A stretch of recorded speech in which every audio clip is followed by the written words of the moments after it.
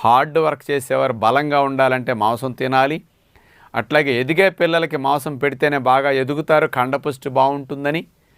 చాలామంది ఆపరేషన్లు చేయించి ఏదైనా బెడ్ రెస్ట్ తీసుకునేటప్పుడు త్వరగా కోలుకోవాలంటే మాంసం పెట్టండి అని అంటుంటారు. కొంతమంది ఎముకలు విరిగి అతకడానికి 4 నెలలు రెస్ట్ తీసుకునేటప్పుడు డాక్టర్లు కూడా చెప్తుంటారు, కండ బాగా పట్టాలంటే కండ బాగా ఉన్న మాంసాన్ని తిని బాబు, కండ కలిసిపోతుంది అంటారు. ఇక వాళ్ళ కైమా కొట్టి తింటాం, బోను సూపులు తాగటం చేస్తుంటారు. ఇంకా ఎవరైనా కొంతమంది వీక్గా ఉంటే మాంసం పెట్టండి త్వరగా వీక్నెస్ తగ్గుతుందని అంటుంటారు. అంటే ప్రతి ఒక్కరికి మాంసాహారమే బలము అని ఉంది. ఇది సమాజంలో బాగా వ్యాపించి అందరూ అట్లా అనుకుంటున్నారు కదా.